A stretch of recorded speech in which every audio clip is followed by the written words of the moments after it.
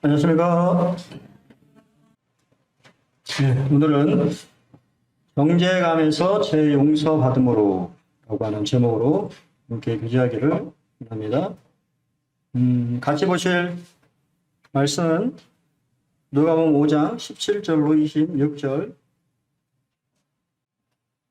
교독해서 읽겠습니다. 17절로 26절 17절 바로는 가르치실 때에 갈릴리의 각 마을과 유대와 예루살렘에서 온 바리새인들과 율법사들이 앉았는데 병을 고치는 주의 능력이 예수와 함께하더라.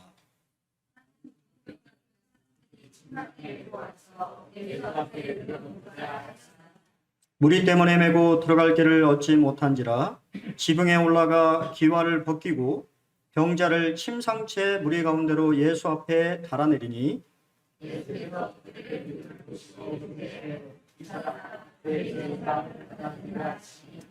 서기관과 바리새인들이 생각하여 이르되 이 신성 모독하는 자가 누구뇨? 오직 하나님 외에 누가 능히 죄를 사하겠느냐?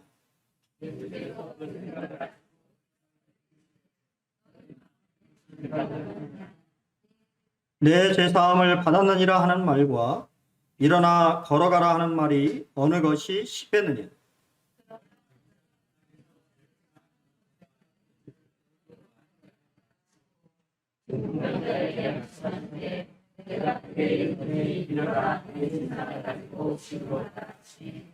그 사람이 그들 앞에서 곧 일어나 그 누웠던 것을 가지고 하나님께 영광을 돌리며 자기 집으로 돌아가니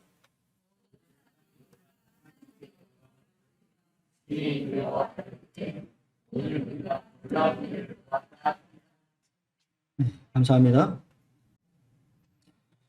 예, 우리는 새로운 누가복음의 새로운 등장 인물들을 만나게 됩니다.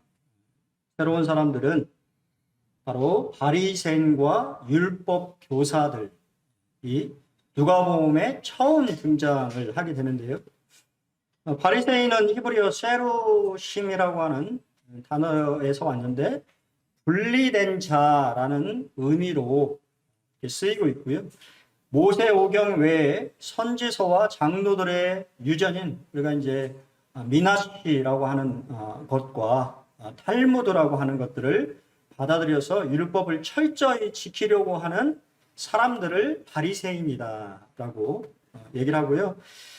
요세푸스에 의하면 1세기 예수님 당시에 예루살렘 인구가 2만 5천에서 3만 명 정도 있었는데 그 당시에 바리새인의 수가 약 6천 명 정도 되었다고 하니까요. 상당히 많은 숫자가 바리새인들이 있는 것을 보게 되고 지금도 예루살렘에 가시면 이런 바리새적인 그런 성향을 가진 마을 이렇게 이 예루살렘 안에 이 섹터가 있어요. 그래서 거기에는 이방인은 들어갈 수가 없습니다. 유대인만 들어가게 되고 그래서 이스라엘에 코로나가 많이 발생했을 때 큰 문제가 됐던 것이 거기였어요. 섹터. 왜냐하면 주사도 안 맞고 그냥 학교도 안 보내고 그냥 그 공동체 안에서 모든 신앙생활이 그들의 이 삶의 전부인 구역이 이렇게 좀 이렇게 방송이 돼서 그래서 이제 뭐 이렇게 더 심해지니까 나중에는 이제 이렇게 뭐 나와서 주사도 맞고 뭐 이렇게 했던 것을 기억합니다. 그러니까 예수님 당시에 상당히 많은 숫자의 바리새인들이 있었던 것을 보게 되고요. 그리고 이제 두 번째는 율법 교사인데 21절에 서기관들이라고 이렇게 표현되어 있는 것을 볼 때 율법 교사는 서기관들을 말하는 것입니다. 그들 대부분은 바리새인이었지만 다 그렇지는 않았다고 합니다. 그들은 구전과 기록된 율법을 일상생활에 적용하는 역할을 했고요. 그래서 그 당시에 그들은 레이인의 역할, 오늘날로 치면 유대교의 랍비의 역할을 했던 사람들이 율법 교사들이에요. 그러니까 예수님의 소문이 우리가 소문에 대해서 그때 계속 말씀드렸잖아요. 예수님의 소문이 이제 퍼져가지고 이 종교 지도자들이 도대체 예수라고 하는 사람이 누군가 이제 파견이 나온 거예요. 사람을 조사하기 위해서 얘 거짓 선지자가 아닌가라고 하는 그런 의구심을 가지고 이제 예수님 주변을 둘러싸게 되는. 그래서 그분의 말과 행동을 아주 주의 깊게 살피고 있는 것을 우리가 이제 보게 됩니다. 그것을 우리가 요한복음 1장에서도 심내 요한이 등장했을 때도 동일하게 이런 바리새인과 율법자, 그러니까 서기관들이 와서 심내 요한을 또 이렇게 조사를 했던 것을 보게 돼요. 그러니까 이게 이상한 행동이 아니고 그들의 어떻게 보면 당연한 거예요. 우리 공무원분들이 방역수칙 잘 지키는가 이렇게 나오시는 것처럼 그 당시에 바리새인과 서기관들은 그런 역할을 했던 것입니다. 근데 사실은 그런 사람들을 통해서 사실 우리가 읽었던 말씀을 보면 가장 도움이 필요한 사람들은 또 이 장애물처럼 이렇게 이제 그들이 이렇게 둘러싸고 있음으로 인해서 사람들이 쉽게 접근하지 못하는 그런 상황이라고 하는 것을 조금 염두에 두실 필요가 있습니다. 우리는 중풍병자의 마음을 조금 생각할 필요가 있는데요. 고소에 따르면 풍자는 병응지왕자야라라고 하는 말이 있대요. 이게 무슨 말이냐면 중풍은 병 중에 나쁘기로 으뜸인데 빨리 낫지도 죽지도 않으며 빠르면 1년, 길면 6년에서 10년까지도 가족을 괴롭힌다. 그래서 긴 병에 효자 없다고 온 가족이 싫어하게 되는 것이 중풍이어서 병의 왕이다라고 말했다고 합니다. 중풍을 여러분들이 쉽게 생각하면 요즘은 지금 뇌졸중을 말하는 것이죠. 그런 병이 가족들을 아주 힘들게 하는 그러한 우리가 그러니까 골든 타임을 놓쳤을 때 그 병이 이제 이렇게 지속이 되면 뭐 이렇게 이제 사람은 이제 소대변도 전혀 가리지 못하는 가족이 붙어서 이 다 수발을 들어야 되는 그러한 병이 중풍인 거죠. 그리고 우리 지금 등장하고 있는 인물은 누워 있었다라고 하는 것은 전혀 이 사지마비를 쓸 수 없는 어떻게 보면 중풍 중에서도 가장 이제 막바지에 죽음에 가까이에 있는 그러한 상황이었다라고 하는 것을 우리가 좀 기억할 필요가 있고 또 동일하게 그 당시의 병은 다 하나님의 징별로 생각을 했단 말이에요. 내가 죄를 지었기 때문에 하나님이 나한테 이러한 병을 주셨구나라고 하는 것이 그 당시에 사람들의 생각이었을 것을 생각해 봤을 때 이 중풍병자가 얼마나 자신을 정죄하며 살았을까라고 하는 것들을 우리는 조금 생각해 볼 필요가 있을 것 같습니다. 하지만 그에게는 친구들이 있었어요. 중풍병자의 친구들을 우리는 이제 만나게 되는데요. 사랑은 관심이지요. 오늘 참 이렇게 와서 우리 여기 안자매님 잠깐 소개했습니다만 참 제가 들으면서 참 또 감사가 됐던 게 한 자매님이 자매님 아프시다고 하는 걸 듣고는 뭐 전복이랑 여러 가지를 사가지고 집에 가가지고 뭐 끓여주셨다고 하는 얘기를 참 들으면서 참 감사가 되었어요. 마음에 이렇게 저도 이제 인천에 사실은 이제 결혼식이 있어서 올라가서 전화만 통화만 하고 이렇게 이제 신방을 못해서 마음에 이렇게 좀 그런 마음이 있었는데 우리 다른 또 가정이 그렇게 관심을 가지고 또 성도를 돌아봤다라고 하는 거에 대해서 참 관심이 되었습니다. 우리가 뭐든지 이 사랑한다라고 하는 것은 관심을 갖고 그 사람의 필요를 채워주는 것이죠. 이 중풍병자의 주변에는 사람들이 있었다라고 하는 것이에요. 친구들이 있었다라고 하는 것입니다. 성경의 잠언 17장 17절에 친구는 사랑이 끊어지지 아니하고 형제는 위급한 때를 위하여 낳느니라. 참 그렇지요. 이런 친구들을 사귀어야 될 것 같습니다. 사랑이 끊어지지 않는 참 보고 싶은 그러한 친구들이 있다라고 하는 것은 얼마나 큰 복인가요. 잠언 18장 24절에도 많은 친구를 얻는 자는 해를 당하게 되거니와 또 친구를 이게 사귀는 것에 또 많은 친구들이 어떻게 보면 때때로 어려움이 될 수 있다라고 하는 것이. 저도 옛날에 우리 돈영재 뭐 ROTC 그 동기들 이렇게 해서 연락했다고 하는 얘기를 들었었는데 저도 같이 근무했던 친구가 보고 싶어가지고 저희 때는 다 삐삐였잖아요. 삐삐로 해가지고 집 전화 찾아가지고 전화를 했는데 좀 씁쓸했어요. 왜냐면 이제 저희 이제 나이가 좀 먹으면 그렇잖아요. 전혀 연락을 안 하다가 갑자기 전화하면 이 사람이 뭐 보험이나 뭐 이런 거 나한테 하려고 하는 거 아닌가라고 하는 좀 그런 뉘앙스의 이렇게 분위기로 저를 맞았길래 그래서 그냥 안부 인사만 하고 말았던 기억이 이렇게 있습니다만 또 친구가 많다고 그래서 그 많은 친구들이 또 다 도움이 되는 건 아니죠. 그런 것을 통해서 이렇게 부탁을 하거나 나에게 참 이렇게 거절하지 못할 그런 것들을 하는 또 친구들을 보게 되는데요. 근데 또 어떤 친구는 뭐라고요? 형제보다도 친밀한 친구들이 있다라고 하는 것이에요. 이런 친구들이 있습니까? 여러분 이런 친구들을 사실은 사귀어야 되는 것이죠. 이런 친구들을 만들어야 되고 이런 친구들이 주변에 있다고 하는 것은 상당히 도움이 되는 것이죠. 이 중국 병자에게는 그러한 친구들이 있었다라고 하는 것이 성경에서 말하고 있습니다. 두 번째, 그들은 포기하지 않는 믿음을 가지고 있었습니다. 그들은 이 친구를 이제 아마 예수님에 대한 소문을 들었겠지요. 그렇죠?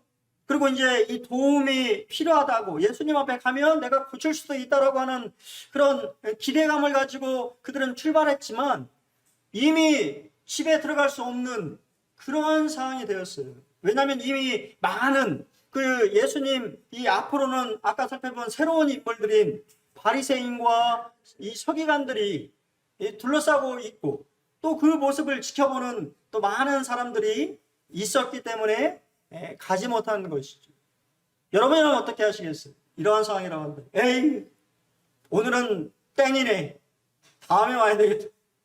라고 했다면 아마 이 놀라운 역사가 일어나지 않았을 것입니다. 하지만 그들은 포기하지 않았다라고 하는 것이죠. 예수님에 나아갈 때 반드시 어려움이 뒤따르는 것이 성경적입니다. 사탄은 이와 같이 우리가 앞길에 여러 장애물들을 가져다 놓는 것을 보게 돼요. 그때 우리 속에 생겨나는 것이 낙심입니다. 내가 좀 용기를 내서 주님 앞에 나오려고 하는데 왜 이렇게 안 될까? 라고 하는 그런 생각들도 들게 되는 거죠. 하지만 어떤 어려움을 만나더라도 낙심하지 말아야 된다라고 하는 것이죠. 저도 제가 예수님 이렇게 만날 때 복음 집회 이렇게 참여할 때 그때도 말씀을 좀 드렸습니다만 제가 이제 이 전도지를 보고 집회에 참여해야 되겠다, 말씀을 좀 듣고 싶다라고 하는 마음이 들었는데 그때도 말씀드렸죠. 저희 집은 장사집이잖아요. 장사집에 가게를 비워둘 수 없는 상황인데 아버지가 저한테 술 마시러 그때 이제 술 드시러 이렇게 가셨던데 갑자기 가게를 보라고 저한테. 그래서 저 분명히 말씀드렸거든요. 몇 시까지는 저 오셔야 된다고, 나가야 된다고. 근데 아버지 안 오시는 거예요. 제가 어떻게 했는지 아십니까? 그냥 문을 닫아버렸어요. 가게 문을 닫고 예배당으로 갔습니다. 그리고 와서 그치였겠나요? 아니요. 앞에 있는데 180 넘는 거기에 지금은 그때도 말씀드렸죠. 소천하신 형제님인데 뭐 진짜 막 이게 한 3배 되는 형님이에요. 씨름을 하셨는지 뭐 하셨는지 그 형님이 전도 이렇게 하고 거기 서 있는데 이상하더라고요. 그러니까 좀 죄송한 얘기지만 사람은 외모를 보거니와 사람은 외모를 봅니다. 밖에 나가실 때도 좀 그래도 준수한 조금 이렇게 이미지가 좀 그래도 괜찮은 분들이 좀 이렇게 나가야 돼요. 또 마음에 덜컥 겁이 나지 않습니까? 처음 가는 곳이고 아는 사람도 없는데 뭐 등치가 이런 분이 앞에 계시니까 다시 제가 자전거를 타고 다시 들어왔어. 근데 생각해 보니까 그래도 내가 들으려고 했는데 다시 왔어. 그리고 그 형제님을 통과하고 3층으로 올라가가지고 가니까 아무도 안 왔어요. 제가 1등으로 왔더라고요. 제일 앞에 앉아가지고 성도 이 사람 도대체 누군지 왜 왔는지 모르는데 어떻게든 왔으니까 제일 앞자리에 앉아가지고 말씀을 이렇게 듣고 제가 그날 구원받았어요. 그리고 그 다음날 보험 집회 때 지금 이제 원주에 있는 형제를 데려왔어요. 야, 너 나랑 교회 가야 돼. 그리고 그 다음날 바로 전도해가지고 그 다음날은 그 형제랑 지금 형제지만 그 그 당시 때는 구도자였죠. 항상 믿음은 그렇습니다. 장애물이 있는 것이죠. 우리가 주님 앞에 나아갈 때 어려움을 두게 되는 것을 보게 돼요. 그때 필요한 것이 포기하지 않는 믿음인 거죠. 주님 앞에 나아가게 될 때 나의 모든 문제들이 해결될 수 있다라고 하는 그런 믿음. 그렇죠? 그래서 이렇게 성경은 얘기합니다. 데살로니가후서 3장 13절에 형제들아 너희는 선을 행하다가 낙심하지 말라. 우리가 어떤 선을 행하는데 때때로 좋게 받아들이지 않을 때도 있다라고 하는 것이에요. 나는 분명히 좋은 목적으로 뭐를 했는데 또 상대방은 그렇지 않은 것을 보게 되는데, 또 다른 말씀에 뭐라고 성경은 우리에게 약속하십니까? 갈라디아서 6장 19절에 우리가 선을 행하되 낙심하지 말지니 포기하지 아니하면 때가 이름에 거둔다라고 하는 것이 성경의 약속입니다. 여러분이 포기하지 아니하고 여러분의 그러한 선을, 하나님이 원하시는 것들을 계속해서 행하게 될 때 결국은 열매로 거두게 된다라고 하는 것이 하나님의 약속인 것을 보게 됩니다. 영혼을 구원하는 것은 한 마음의 협력이 필요한 것이죠. 단지 어느 누구의 사역만이 아니라 영혼을 구원하는 일은 교회 전체가 해야 될 그러한 협력 사업인 것을 보게 됩니다. 사도 바울은 빌립보 성도들에게 오직 너희는 그리스도의 복음에 합당하게 생활하라. 이는 내가 너희에게 가보나 떠나 있으나 너희가 한 마음으로 서서 한 뜻으로 복음의 신앙을 위하여 협력하는 것과, 옛날에는 이렇게 봄 집회하면 모든 성도들이 다 이렇게 일찍 나와가지고, 기억하십니까? 서로 봉사하고 어떻게 하면 막 인사하고 내가 할 일이 뭘까 고민했던 시기가 있었어요. 근데 요즘은 어떤가요? 봄 집회에도 뭐 성도들이 더 와버리는, 잔치를 준비한 사람들이 더 늦게 오는 그러한 상황들이 우리의 현재의 모습이라고 하는 것입니다. 우리가 협력해야 된다고 하는 것이, 한 영혼을 구원하는 일에 우리 모두가, 우리 이 군산문화계 성도들 모두가 협력해야 된다고 하는 것이에요. 그럼 이 모습 속에서 주님은 어떠한 분이신가요? 그분은 병을 고치는 능력이 있으신 분이십니다. 병을 고치는 주의 능력이 예수와 함께 하고 있었습니다. 그렇다면 병 고침은 모든 세대를 향한 하나님의 뜻일까요? 우리 성경에 보면 사도시대에는 표적으로, 그죠? 하나님의 이 나라가 실제적으로 이 실현된다라고 하는 것을 보여주기 위해서 상당히 많은 기적들이 이루어졌습니다. 지금은 어떤가요? 어떤 이는 고침을 받고 어떤 이는 고침을 받지 못하는 것에 있어서 커다란 신비함이 있는 것입니다. 다 고쳐주시겠다고 약속 안 하셨어요. 어떤 사람은 고침을 받습니다. 믿음으로.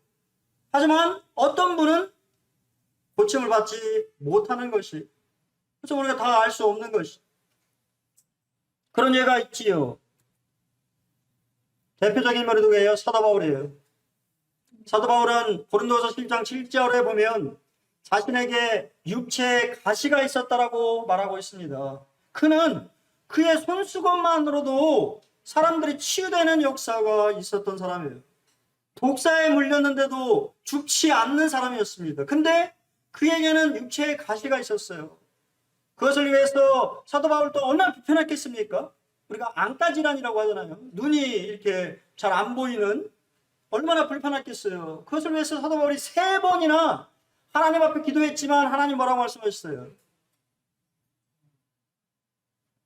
네 은혜가 족하다. 네게 이거 있는 것이 내 뜻이다. 왜냐하면 그것을 해서 네가 자만하지 않고 교만하지 않게 하기 위한 것이다. 네가 내 종으로서 겸손한 그 능력 가운데 계속 머물러 있기를 바라기 때문에 내가 그러한 질병을 주는 것이다. 우리 그렇지 않습니까? 건강하면 별로 막 이렇게 안 찾아요. 그러다 갑자기 막 몸이 안 좋아지고 뭔가 내가 이상하면 아이고 하나님 나 좀 살려주십시오 하고, 그렇지 않으세요? 고쳐질 수도 있고 그렇지 않을 수도 있다고. 또 디모데 4장 20절에 보면 드로비모라고 하는 사람이 있는데, 드로비모는 바울과 아시아에 함께 갔던 에베소 교회의 형제예요. 바울이 함께 동역했던 동역자인데 바울은 드로비의 병을 고치지 않았어요. 그는 여전히 병리에 들려도 어떤 병인지 모르겠습니다만 밀레도에 남겨두고 전도팀은 떠났던 것을 보게 돼요. 신비함에 있는 것이죠. 하지만 성경은 우리에게 이렇게 얘기하죠. 너희 중에 병든 자가 있느냐? 그는 교회의 장로들을 청할 것이요. 그들은 주의 이름으로 기름을 바르며 그를 위하여 기도할지니라. 왜냐하면 주님의 능력은 모든 병을 치유할 수 있는 능력이기 때문에 그렇습니다. 고쳐주실지 안 고칠지는 모르겠지만 그것은 주님의 뜻에 달려있지만 기도하라고 말하는 것이죠. 우리가 몸이 아프거나 병이 들었을 때 기도 부탁하시기 바랍니다. 이게 장로들의 역할인 거예요. 성도들을 위해서 중보하는 것, 기도해 주는 것. 그런 기도에 능력이 있다고 말씀하시잖아요. 예수님은 어떠한 분이신가요? 우리의 믿음을 보시는 분이십니다. 예수님은 그들의 뭐를 보셨어요? 믿음을 보셨습니다. 예수님이 여러분의 믿음을 보십니다. 그럼 믿음이란 뭘까요? 믿음은 우리가 할 수 있는 어떤 종류의 것이 아니라 하나님께서 주시는 선물을 받아들이는 손을 의미한다고 합니다. 이렇게 손 해보세요. 손. 주세요. 어린아이가 어른한테 주세요 라고 하는 게 뭐라고요? 믿음이에요. 저한테 이렇게 주세요 하면 안 나오는데 우리 최재행자님한테 뭐 주세요 하면 우리 최재행자님은 항상 초콜릿과 사탕을 가지고 계시기 때문에 잘 주시잖아요. 이거는 믿음이지요. 저는 아무것도 없기 때문에 저한테 잘 나가면 하지만 하나님은 주시는 분이라는 걸 주세요. 이게 바로 뭐라고요? 믿음이라고 하는 거예요. 믿음은 행위를 가리키지 않고 오히려 도움이 필요함을 받아들이고 뭐 하는 자세? 감사하는 자세. 줬을 때 아이고 감사합니다 라고 말하는 것이 믿음입니다. 우리는 의지할 만하지 않고 충성되지도 않으며 신뢰하지도 않으며 신실하도 않지만 하나님은 그렇지 않으시다라고 하는 것이에요. 우리는 신실하신 하나님을 신뢰합니다. 그것이 바로 믿음인 거예요. 믿음은 나로부터 생기는 것이 아니고 믿음의 대상인 그분을 신뢰하는 것이죠. 제임스 베커는 견고한 크리스천이라는 책에서 기독교의 믿음은 하나님의 말씀을 듣고 주목하고 행하는 것이다 라고 말합니다. 그냥 듣고 마는 것이 아니고 들었을 때 행하는 것이죠. 이 사람들이 예수의 소문을 들었을 것입니다. 이 친구를 예수님께 데려가면 고칠 수 있다라고 하는 믿음으로 나왔기 때문에 그렇죠? 그들은 수고를 한 거예요. 사람을 드는 것이 얼마나 힘들고 무겁습니까? 아마 주변에 있는 사람들 뭐 하는 거야? 그렇지 않았겠어요? 서로 예수님을 만나려고 하는 상황이죠. 하지만 그들은 포기하지 않고 지붕으로 올라가지 않습니다. 시붕을 뜯고 예수님 앞에 내렸지 않습니다. 행함에 있는 믿음인 것이죠. 로마서 10장 11절에 그러므로 믿음은 들음에서 나며 들음은 그리스도의 말씀으로 말미암는 것. 여러분 그렇기 때문에 여러분 말씀을 듣고 있는 것이죠. 말씀을 듣게 될 때 믿음이 생기는 것이죠. 오늘 우리 용대인자님이 감사하면서 이렇게 하셨습니다만 이 두 사람이 이렇게 등장하잖아요. 백부장의 믿음. 그는 권위가 있는 사람이에요. 그의 말에 힘이 있다라고 하는 것을 너무도 잘 아는 사람이었어요. 그는 군인이었고 군인은 명령에 이 상하 복종 관계에 있기 때문에 그의 말에 힘이 있다라고 하는 것을 알고 있었어요. 그렇기 때문에 예수님에 대해서 말씀만 하셔도 고칠 수도 있다라고 하는 믿음이 있었습니다. 이 사람의 믿음은 예수님이 뭐라고 그랬어요? 큰 믿음이다라고 얘기하십니다. 여러분이 그런 큰 믿음을 가지시기를 소원합니다. 또 12 중 그죠? 얼마나 12해 동안 피가 흐르는데 얼마나 힘들었을까요? 부정한 여인이죠. 피가 흐르는 것은 부정합니다. 사람을 접촉해서는 안 돼요. 하지만 이 여인은 살아야 되겠다라고 하는 그러한 간절한 심령에 그 주변에 많은 사람들이 부정한 여인임에도 불구하고 많은 사람들을 해쳐서 예수님의 옷가에 손을 댄 것입니다. 그게 바로 믿음이라고 하는 것입니다. 예수님이 그를 돌이켜 보시면서 뭐라고 해요? 네 믿음이 너를 구원하였다. 네가 믿음으로 나왔기 때문에 네가 고침받았다라고 하는 말들을 하시는 것입니다. 여러분, 하나님은 여러분의 믿음을 보시는 것이죠. 세 번째, 예수님 어떠한 분이십니까? 우리의 죄를 용서하실 권세가 있으신 분이십니다. 예수님만 이렇게 말씀하시는 거예요. 이 사람아, 네 죄사함을 받았느니라. 죄를 용서하실 수 있는 분이라는 거예요. 왜 예수님은 그냥 고쳐주시지 않고, 여러분 아까 말했잖아요. 네 자리를 들고 일어나서 걸어라 라는 말과 내 죄사함을 받았느냐는 말, 어느 게 더 쉬울까요?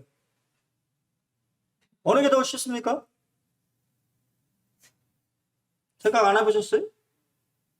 네 죄사함을 받았느냐라는 말이 쉬워요. 왜? 죄사함은 마음속에 있는 거잖아요. 죄사함을 받았는지 안 받았는지 어떻게 합니까? 알 수가 없죠. 사기꾼이 우리 용대인님한테 네 죄사함을 받았어. 내가 마음에 있는 죄사함을 내가 받았는지 안 받았는지 알 수 있는 방법이 있어요, 없어요? 없잖아요. 가장 쉬운 방법입니다. 이해되세요? 일어나서 자리를 들고 일어나서 걸으라는 말은 어려운 말이에요. 그 치유를 해야 되잖아요. 결과를 보여야 되잖아요. 눈에 보이는 결과가 나타나지 않습니까? 그렇지만 이 세상을 받았느냐라는 말은 세상을 받았는지 안 받았는지 어떻게 모르죠. 예수님은 병을 고쳐주시러 이 세상에 오신 것이 아니고 죄를 용서하시려고 하신 것이에요. 예수님은 그냥 병자에게 네 자리를 들고 일어나 걸으라고 말씀하실 수 있지만 그 자리에 바리새인과 서기관들이 있다라고 하는 것을 아시고 의도적으로 죄사함의 문제를 건드리신 거예요. 왜냐하면 예수님이 이 땅에 오신 목적이 병을 고쳐주러 온 게 아니고 죄 문제를 해결하기 위해서 이 땅에 오셨다라고 하는 것을 말씀하시는 것입니다. 디모데서 2장 14절에 그가 우리를 대신하여 자신을 주심은 모든 불법에서 우리를 속량하시고 우리를 깨끗하게 하사 선한 일을 열심히 하는 자기 백성이 되게 하려 하심이라.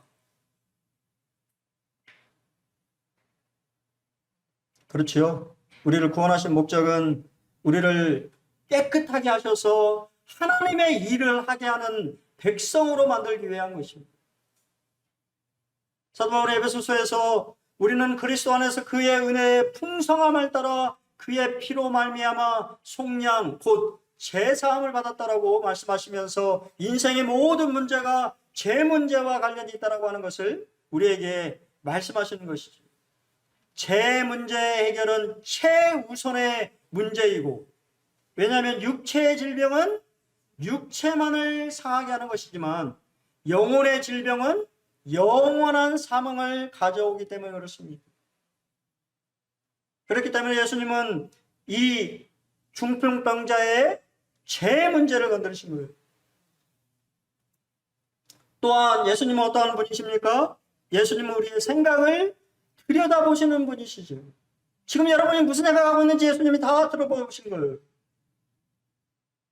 예수께서 그죠? 말도 안 했는데 바리새인과 서기관들의 생각을 들여다보고 계셨습니다. 무슨 생각을 하고 있는지. 신성모독이라고 생각을 했죠. 하나님 외에는 죄를 사할 수가 없는데 자기 신이 하나님이라고 얘기하는 것입니다. 근데 예수님은 그 생각을 정확히 알고 있었어요. 그것은 결국 그렇게 말씀하시는 것은 그분 자체가 하나님이라고 하는 것을 드러내는 것이죠. 왜냐하면 생각을 알고 있으니. 하나님 외에 사람의 생각을 들여다볼 수 있는 분이 누구십니까? 하나님 외에는 없는 것이죠. 그렇게 사실은 또 힌트를 줬는데 바리새인과 서기관들은 못 알아듣는 것이죠. 사무엘상 16장 7절에 여호와께서 사무엘에게 이르시되 그의 용모와 키를 보지 말라. 내가 이미 그를 버렸노라. 내가 보는 것은 사람과 같지 아니하니 사람은 외모를 보거니와 나 여호와는 중심을 보느니라 하시더라. 대상 28장 9절에 내 아들 솔로몬아 너는 내 아버지 하나님을 알고 온전한 마음과 기쁜 뜻으로 섬길지어다. 여호와께서는 모든 마음을 감찰하사 모든 의도를 아시나니 네가 만일 그를 찾으면 만날 것이요 만일 네가 그를 버리면 그가 너를 영원히 버리시리라. 시편 7편 9절에 악인의 악을 끊고 의인을 세우소서. 의로우신 하나님이 사람의 마음과 양심을 감찰하나이다. 사람은 외모를 보지만 하나님은 중심을 보시는 것이죠. 여러분의 마음의 생각을 들여다보시는 것입니다. 또한 그분은 어떠한 분이신가요? 말씀에 능력이 있으신 분이십니다. 어떠한 것을 행하지 않으셨어요. 단지 말씀으로만 그를 치유하는, 그래서 그분이 죄를 사할 수 있는 권세가 있다고 하는 것을 증명해 보이셨습니다. 말씀에는 살리는 능력이 있습니다. 말씀에는 운동력이 있습니다. 말씀에는 새롭게 하는 능력이 있습니다. 말씀에는 치유와 회복의 능력이 있어요. 내 말에 힘이 있는 것이 아니라 하나님의 말씀에 능력이 있는 것이죠. 1866년 9월 3일 토마스 목사가 제너럴 셔먼호를 타고 대동강변에 이르렀습니다. 그는 24명의 동료들과 함께 우리나라에 도착했습니다. 하지만 그 당시 조선 병사들은 그들을 모두 참수했어요. 그때 토마스 목사는 채치량이라고 하는 어린아이에게 성경 3권을 주었습니다. 채치량이라는 아이는 그 책을 받기는 하였으나 그 책을 가지고 있다가 자기도 사형을 당할까 두려워서 병사에게 그 책을 주었어요. 그 병사는 그 책이 쓸모없는 것으로 여겨져서 벽지로 사용했습니다. 하나님의 말씀을 온 집안에 다 붙였어요. 어떤 일이 벌어졌을까요? 그 집에 놀러 오는 사람들이, 그때는 한자 성경이죠. 한문. 그 말씀을 보고 다 구원받는 것이에요. 여러분, 전도를 한 게 아니에요. 벽지에 붙어 있는 말씀을 보고 그들이 구원받았다라고 하는 것이에요. 왜냐하면 말씀에 능력이 있기 때문에. 그들의 구원을 통해서 평양에 복음화가 이루어졌다라고 하는 사실을 아십니까? 말씀에는 능력이 있는 것이. 적용입니다. 도움이 필요한 사람들의 뭐가 되어야 됩니까? 친구가 되어야 합니다. 누가복음 16장 9절에 내가 너희에게 말하노니 불의의 재물로 친구를 사귀라. 그리하면 그 재물이 없어질 때 그들이 너희를 영주할 처소로 영접하리라. 여러분 주위에 여러분의 도움이 필요한 누군가가 있다면 도움을 주시기를 바랍니다. 두 번째, 어떠한 상황이든 믿음으로 나아가야 합니다. 히브리서 4장 16절에 그러므로 우리는 긍휼하심을 받고 때를 따라 돕는 은혜를 얻기 위하여 은혜의 보좌 앞에 어떻게 해요? 담대히 나아갈 것이니라. 저는 담대히라고 하는 말을 뻔뻔하게라고 하는 말로 바꾸고 싶어요. 우리의 상태를 보면 우리 주님 앞에 못 나갈 때가 참 많이 있죠. 믿음은 좀 뻔뻔할 필요가 있다라는 것이. 좀 내 상태는 내 상태는 그렇다 할지라도 내가 그분의 은혜의 보좌 앞에 나가면 그분이 나에게 은혜를 베푸실 것을 믿음으로 믿고 좀 뻔뻔하게 나아가시길 바랍니다. 세 번째, 말씀을 가까이 하는 삶을 살았으면 좋겠습니다.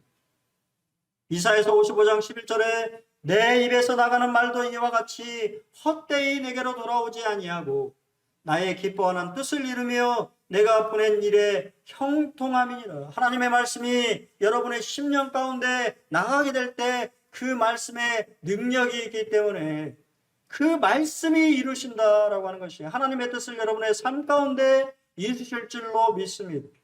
그러기 위해서는 말씀을 어떻게 해야 돼요? 가까이 하는 삶을 사셔야 되는 것이죠. 한 주도 도움이 필요한 누군가에게 도움의 손길을 내미는 분들이 되기를 소원합니다.